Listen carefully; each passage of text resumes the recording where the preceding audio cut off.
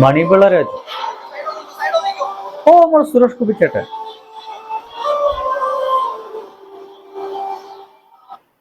സുഹൃത്തുക്കളെ, ഈ ഒരു വീഡിയോയുടെ ക്യാപ്ഷൻ ഉണ്ടായിരുന്നത് മണിപിള്ള രാജു ചേട്ടന് കൈ കൊടുക്കാതെ സുരേഷ് ഗോപി എന്നതാണ്.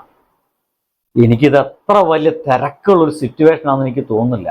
സുരേഷ് ഗോപി ചേട്ടൻ എവിടുന്ന് ഇറങ്ങി വരുന്നു, മണിപിള്ള രാജു കണ്ടപ്പോൾ സുരേഷ് ഗോപി അതാ വരുന്നു എന്ന രീതിയിൽ മണിപിള്ള രാജു ചേട്ടൻ അപ്പുറത്തേക്ക് നിൽക്കുന്നുണ്ട്.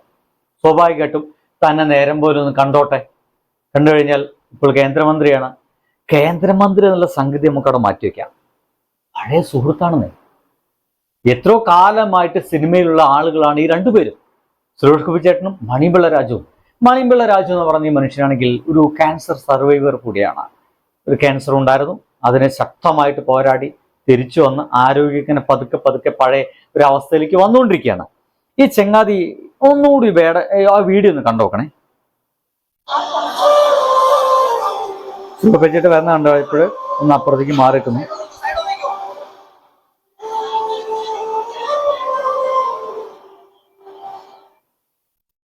ചിരിച്ചിട്ട് ഒരു ചിരിയും കൊടുത്തിട്ട് സുരേഷ് ഗോപി ചേട്ടൻ അങ്ങോട്ട് ഒരൊറ്റ പോക്ക് പോയി.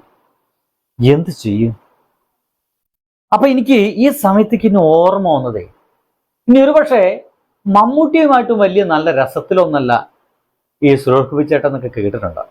മണിപിള്ള രാജുവിനാണെങ്കിൽ മമ്മൂട്ടി എന്ന് പറയുന്ന മനുഷ്യനായിട്ട് അപാരമായിട്ട് ബന്ധമുണ്ട്.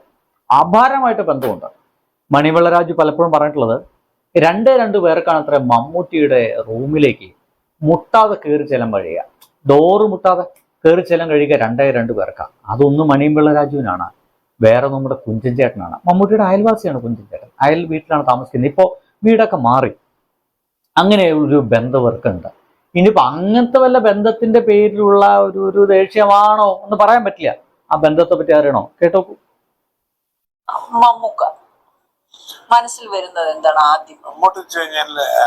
ഇദ്ദേഹം ആ ഒരു അസുഖം ഇല്ലാത്ത സമയത്തുള്ള ഒരു വീഡിയോ ആണ്. അദ്ദേഹമാണ് മലയാളത്തിന്റെ ഒരു വലിയ നമ്മളെല്ലാം അദ്ദേഹത്തിന്റെ അനുജന്മാരാണ്. ആ ഒരു സ്വാതന്ത്ര്യ സ്നേഹം എല്ലായിടത്തും ഉണ്ട്. അല്ലാതെ അതൊരു നാട്യമല്ല. ഞാൻ വലിയ മറ്റേ സൂപ്പർ സ്റ്റാർ എന്നുള്ളതല്ല. ഇപ്പോഴും ഞാൻ ആലോചിക്കുന്നുണ്ട്, ഷൂട്ടിങ് കഴിഞ്ഞാൽ എല്ലാ സ്റ്റാർസിന്റെ മുറിയിലും ആ സ്ഥലത്ത് വലിയ ദിവ്യന്മാരും പണക്കാരും മറ്റും ഡിസ്കഷനാണ്. മമ്മൂട്ടി എന്നുള്ള ആളുടെ മുറിയിൽ ഈ അന്നും ഇന്നും ഷൂട്ടിങ് കഴിഞ്ഞാൽ മമ്മൂട്ടി മാത്രമല്ല, പടങ്ങളിട്ട് കാണും, കാര്യങ്ങളുണ്ട്. ആ മുറിയിൽ തട്ടാതെ തുറന്നു കയറാന്നുള്ള രണ്ടുപേരുള്ളൂ. ഒന്നും ഞാനും പിന്നൊന്നും കുഞ്ചനും. നോക്കൂ, ഇതാണ് നമ്മുടെ ഇദ്ദേഹത്തെ പറ്റി ചോദിച്ച സമയത്ത് മണിപിള്ള രാജു പറഞ്ഞത്.